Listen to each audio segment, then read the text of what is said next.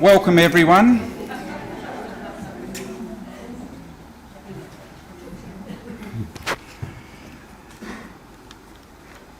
Thank you very much for all that are here, and thank you. I know some of you have come a very long way, and South West Highway is full of roadworks, so well done for getting here. I would just first of all like to acknowledge the custodians of this land, the Wandani and Pibbleman people of the Noongar Nation, and their elders, past and present. I acknowledge and respect their continuing culture and the contribution that they make to the life of this region. Thank you also for just some housekeeping. Thank you very much for observing the smoke-free zone, which includes the entire veranda and undercover area. Smokers are asked to move to the car park, and as we must still abide by the COVID-19 conditions, please assist by observing social distancing, not moving the chairs, and refrain from too much hugging and shaking of hands. I think I've been a bit of a culprit in that one, so anyway, it's been said. Okay, thank you again. Welcome to everyone, those from near and far, to join the extended Skoss family in celebrating the life of Rosemary. Our family did not expect to be talking about Mum in the past tense just yet, as she's always been the central figure in the family and possessed the energy and vigour to power a small town. 7 months ago, she was still getting on a horse. 5 months ago, her biggest concern was getting the bird netting over the apple trees, and yet still here we are. Cancer is a cruel disease, and Rosie's version was certainly a shocker. Rosemary made the most of that time that she had, reaching out to family and friends and sorting through her many treasures. Her focus at all times was on the life that she had had and not on the unfairness of her lot. I know that she would very much want this memorial to be a celebration of her life and all those that have been part of it. Please sit back and enjoy and remember to laugh, because Rosie would have wanted that. So now we're going to light a candle. So this was a candle that I think Marjorie bought for when Dad passed away, and I think we're just waiting. We've got some Lior's Compassion Prayer, which is it's one that I think Mum liked because it certainly was made a very reflective piece of music.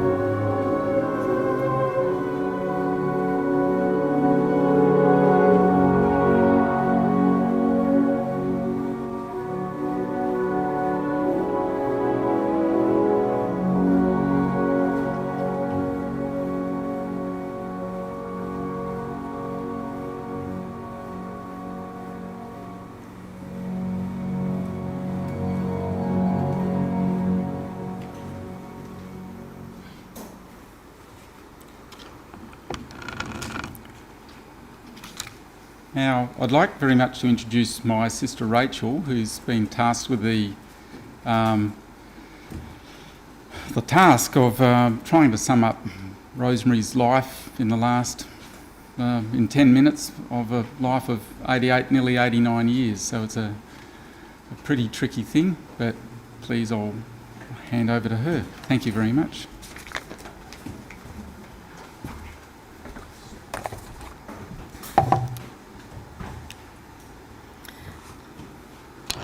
Thanks, Kim. We've been really fortunate to have Rosemary Skoss in our lives as friend, neighbour, relation, or even nurse. I was lucky enough to be able to call her mum. She was married to Jessie for more than 50 years and via the 4 kids, rounded out the grandchild count at an even 10.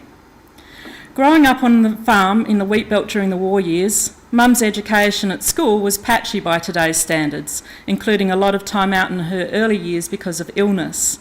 However, she learnt a lot from life. She was on a horse before she could walk and maintained her love of riding throughout her life, apart from the one time when she was chased by a male emu with guava bucking like crazy. She stayed in the saddle but gave emus a wide berth from then on. She learnt to drive much earlier than usual, driving the Lands tractor as a 5-year-old. In fact, the first driving test she ever sat was the one at aged 80. When she'd gone to get a licence as a youngster, the policeman said he'd seen her driving the grain truck in and out of Bruce Rock for the last year or so, and if her father trusted her to do that, then it was good enough for him.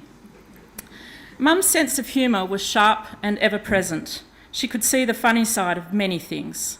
This humour was well honed throughout her childhood, as WB, Uncle John, Uncle Pete and Auntie Annie were all very good sparring partners. Mum was resilient, pragmatic and gifted with common sense, all very helpful traits in our family. She was the backbone of the family, moderating some of our wilder ideas and keeping everyone in touch with each other. We kids weren't the only ones who received a weekly letter back in the day, and then more recently, regular emails. She was expert at keeping in touch with far-flung friends as well as near and distant relatives. Mum trained as a nurse back when she needed her father's permission to do so. She saw nursing as a ticket to travel and never lost the travel bug. She was hired in Canada, sight unseen, purely because she was Australian.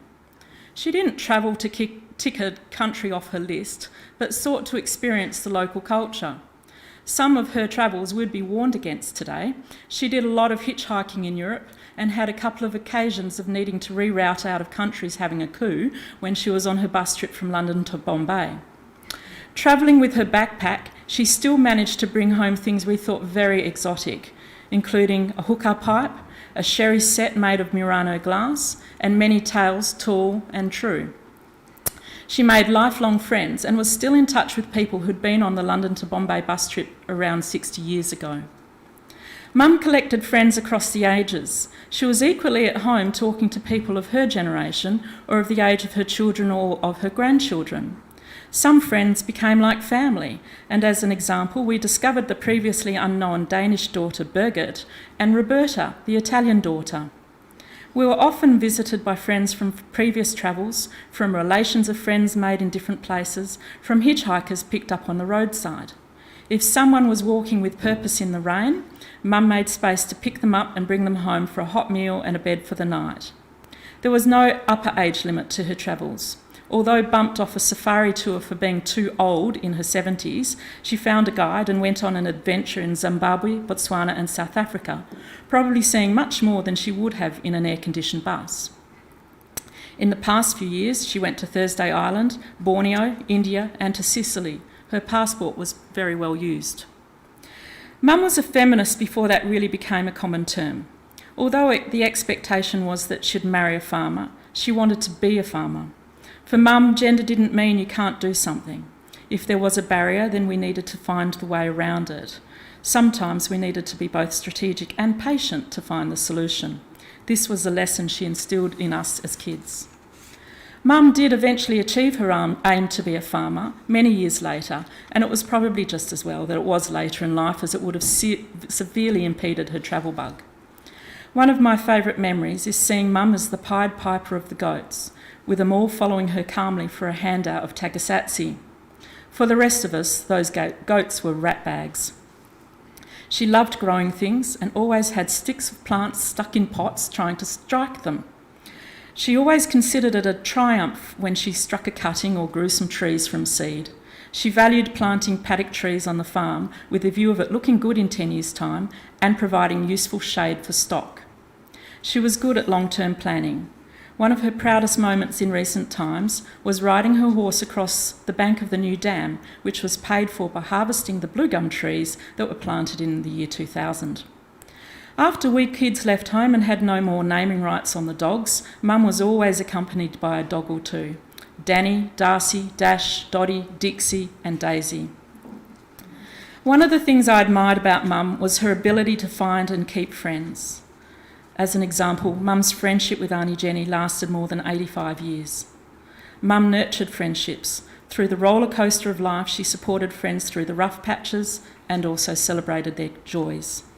She always had time to listen, and while sometimes she may have thought we needed to do things in a different way, she supported us regardless. She was often the glue in the relationship, doing the work to keep in touch and making it easier for the rest of us. I also want to touch on Mum's concept of community. From her mother, she gained the deep understanding of how to contribute to the community, to see the good in people, and to care for everyone she came across. She pitched in where she could, helping out without being asked, looking for opportunities where she could add value. She continued her mother's tradition of being over 70 and delivering Meals on Wheels to people much younger than she. From her mother, Mum also learnt that it was important to try something new each decade, whether it was pottery, spinning, Spanish or cheese making. Mum kept up this tradition. It's something I've taken to heart, as it's all too easy to stay in the comfort zone. When organising the memorial, we all wanted the song Hallelujah, but if you know the lyrics, they don't really fit the circumstances. And with apologies to Leonard Cohen for tweaking the lyrics, I'm going to pay tribute to Mum, get out of my comfort zone and sing you a few verses. But please feel free to join in with the chorus, as Mum always enjoyed a good sing-along. Here goes. Now we're celebrating Rosemary. She lived her life strong and free. Remember her for wit and wisdom, won't you? Remember all the stories told of travels and adventures bold, of fun and friends and laughter. Hallelujah, hallelujah, hallelujah, hallelujah.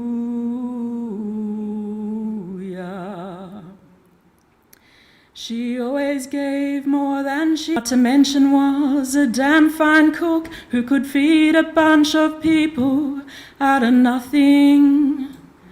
She constantly made time for us, helped solve our problems without fuss. She was there with good advice, so hallelujah, hallelujah, hallelujah. Hallelujah, hallelujah.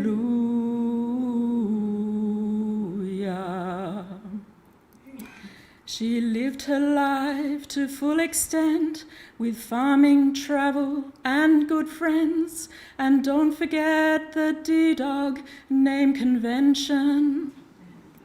As one we laughed with and leaned on, loved most and learned from. Mum gave us the best memories. Hallelujah, hallelujah, hallelujah, hallelujah, hallelujah.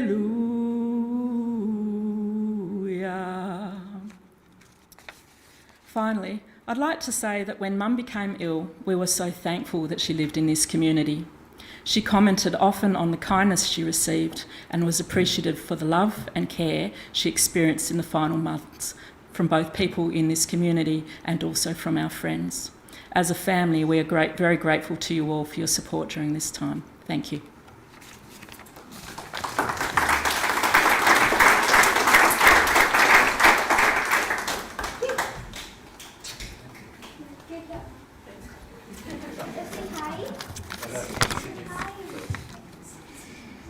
Well, you're very lucky. It was Rachel doing the eulogy and Rachel singing the song because you dodged a bullet. None of us knew what it was. That was a well-kept secret, but she certainly pulled it off very well. Well done. We've selected a little bit of music through there. Some of it was very much that Mum liked, and some of it was just stuff that we liked, or we thought that paid a little bit of homage to her background. So we'd like to just play a song, Fields of Gold by Eva Cassidy, and this is a little bit of a throw to her growing up in the wheat belt. So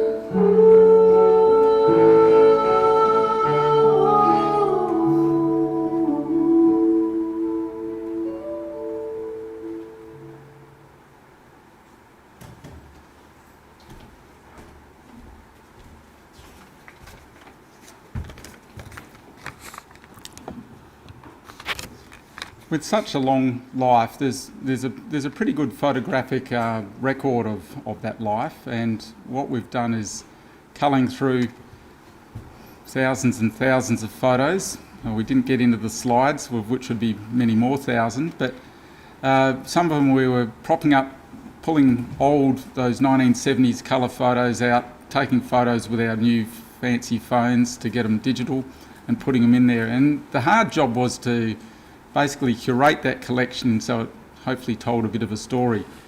The one thing which really strikes me when we're going through it was that we could not have a family photo without a dog involved. And if you knew some of the fights that sort of happened as to who got to hold that dog, it's worse than herding cats, I think, sometimes, to try and get us all lined up, all smiling in the same direction for a photo. So we've got a slideshow, and we've got chosen Mark Knopfler's Going Home, and we're going to try and, we've got 2 going, and we've got to sequence 3 things. So this is going to challenge a bit of Skoss family cooperation, I reckon. Right, on the count of 3. 1, 2, 3.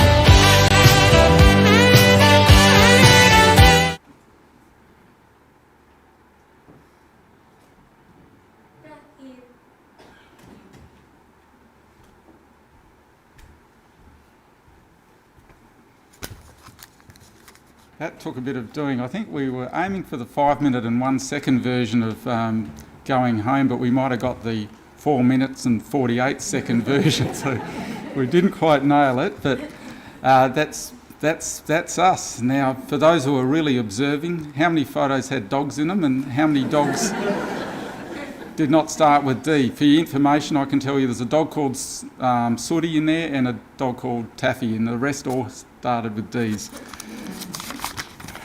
So, we're going to just keep that rolling once we're done. So those of you, who want to go through and have another look, it's on about a 5-minute cycle, so you should be able to collect a bit of dirt. I've got a few ex-uni friends around. They might find a bit of dirt on me to use against me at a later date. Now, we've got Eloise is going to come up and do a part 2 eulogy. This is really very much on behalf of the next generation down. So thank you, Eloise. Come on up.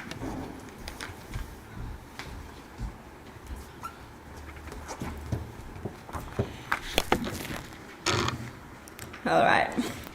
There are many familiar faces in the room. For those who don't know me or haven't seen me since I was 5, I'm Eloise. I'm the 4th of Rosemary's 10 grandchildren, and I'm here to speak to what it was like to grow up as a grandchild of such a strong and independent and generous woman.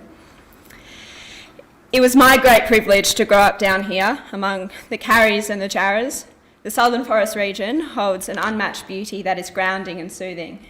I've searched for this tranquility in the places I've found myself traversing over the years, but nowhere quite compares to the peace that we all find here at home, on the farm on the edge of the forest, where there are 2 houses at the end of a long gravel driveway, our house and Grandma and Grandpa's.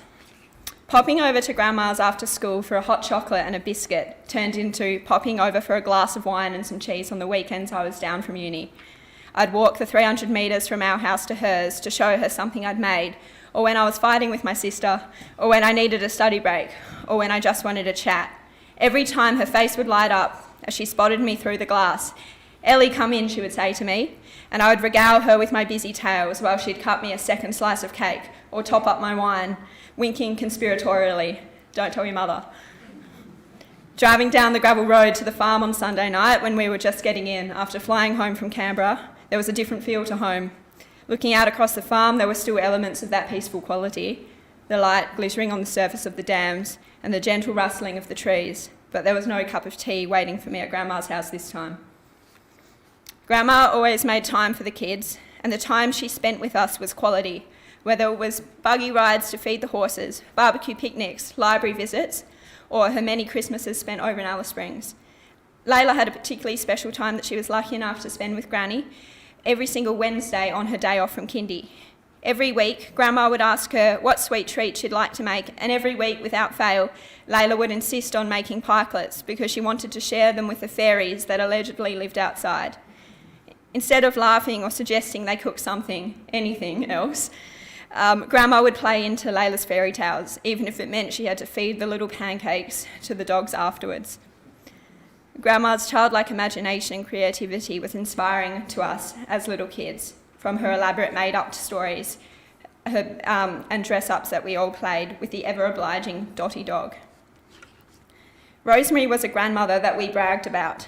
I would tell my friends, "Granny is in her 80s and she still rides a horse."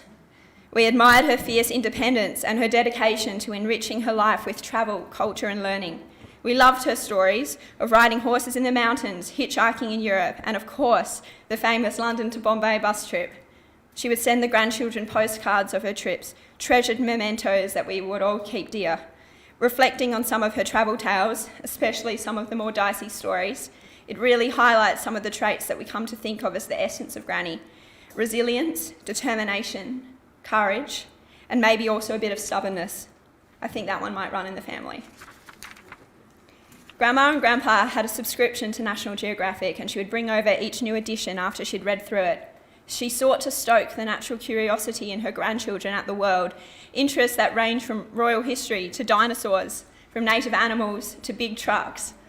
Grandma showed an interest not only in travelling to other countries, but an interest in the differences in the human experience and the inequities and injustices that lay therein.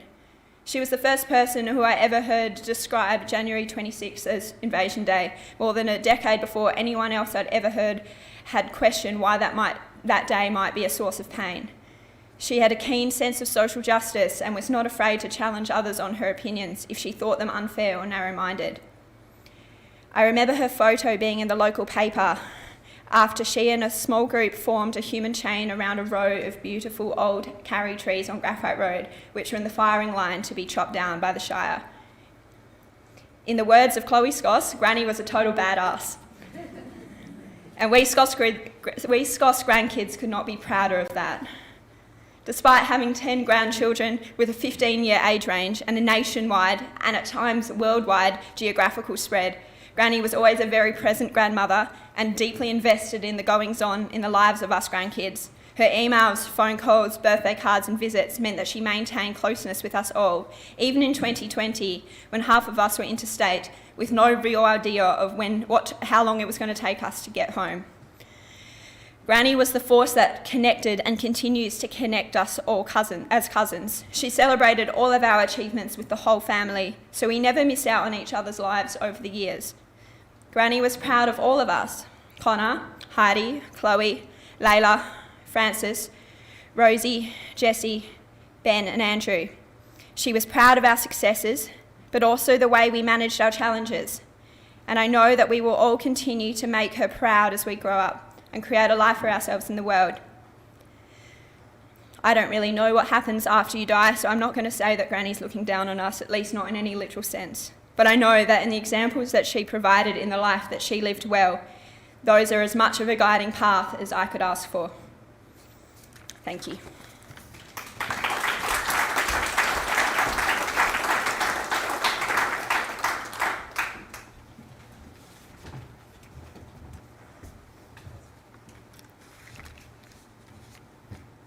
Okay, now the older brother, Matt, is going to come up. We've got many people who weren't able to be here, so he's collected some messages from those that are far and away and weren't able to make it.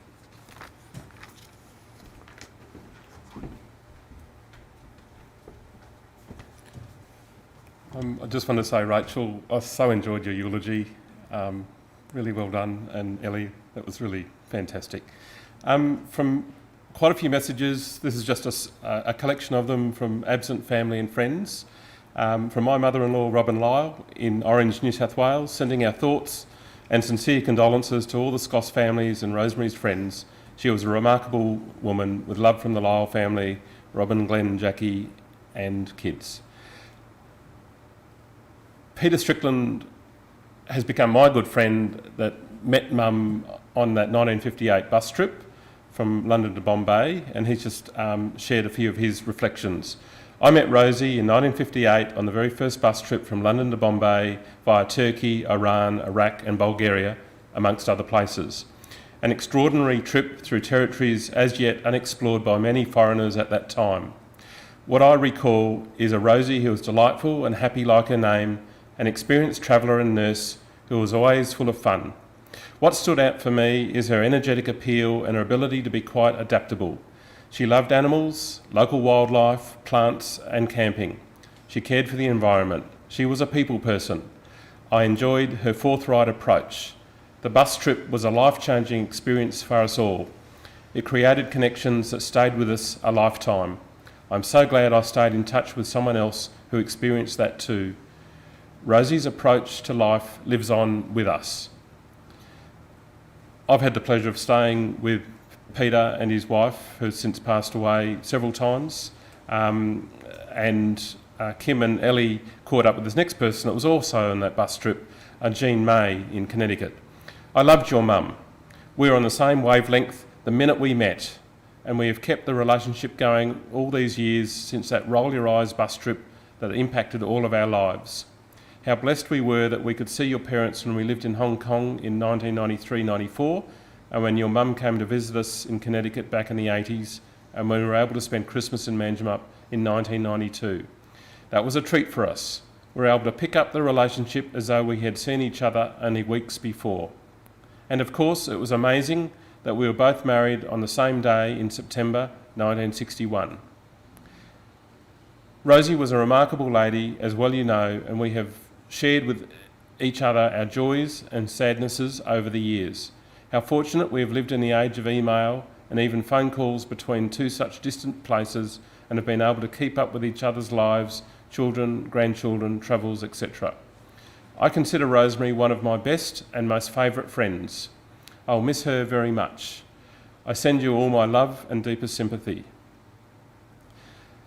And from someone that was introduced to Mum by Rachel and Anthony, Dr. Roberta Castorani, who was started her career, I believe, in Pemberton, and who lived with Mum.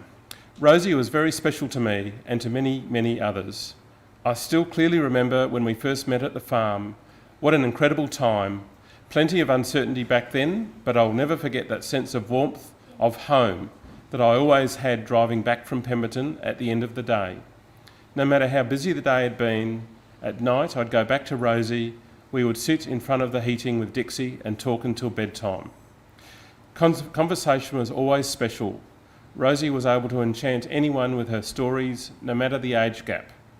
I always thought of myself as a brave person for relocating on my own to the other side of the world, that would be Italy, and then I listened to that story of Rosie about herself hitchhiking back from Europe as a young woman.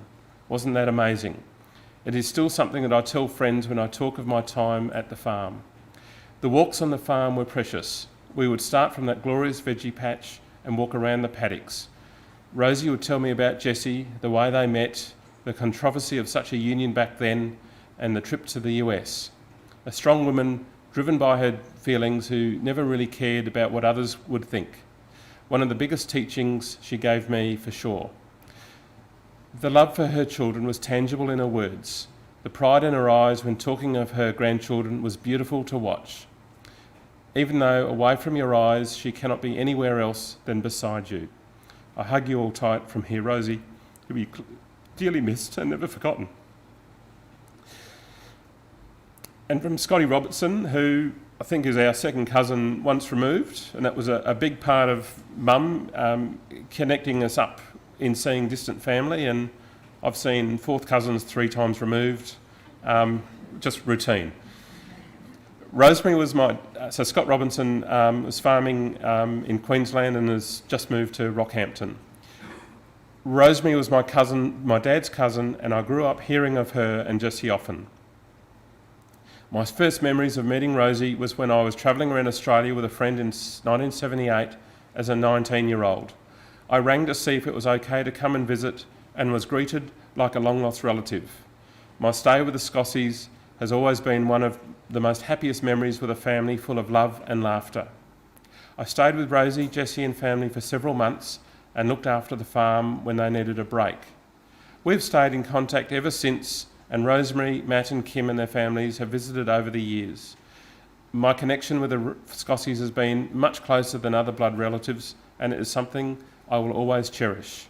Rosemary has always been very proud of her family. She's lived a wonderful life, full of travel and memories, and I'll miss her welcoming smile and quick wit.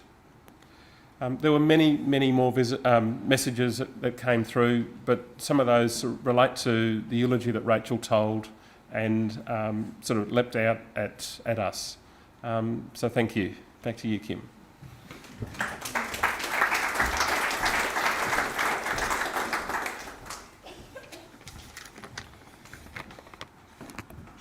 I think it's the Scottish heritage that makes us hang on to cousins, and we count, whether they're second cousin, third cousin, once removed or twice removed, and we tend to hang on to the famous ones and we might discard the infamous ones, but it is sort of part of what we are. And I think for Matt, your information, Scott's a third cousin third cousin once removed, so just for a bit of accuracy.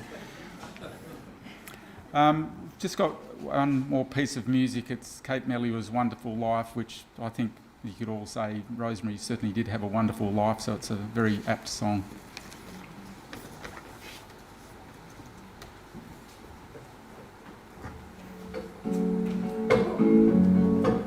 Here I go out to sea again. The sunshine fills my head, dreams hang in the air.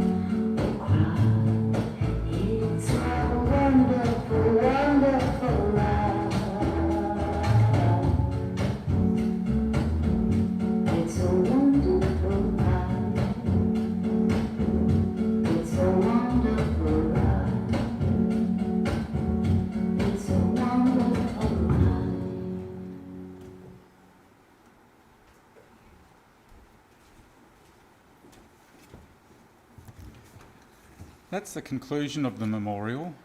We'd like to thank, we've got a afternoon tea being provided by the marvellous ladies of the Manjimup Golf Club that will be served out there. Presently there will be a bar open, it is cash sales. I'd also like to just acknowledge we had many roses provided by Carmel Bourne, who's got a magnificent rose garden, and they've been arranged by our friend Sue Lindsay. So thanks. That was the first thing that hit me when I walked in, was just the perfume coming off those roses. So please, thank you very much for those that have attended, and those who are far away and have been watching this on live stream. This is now your opportunity to get up, mingle and tell some stories, hopefully featuring Mum in a good light, or I'm sure they will. And please enjoy. Thank you very much.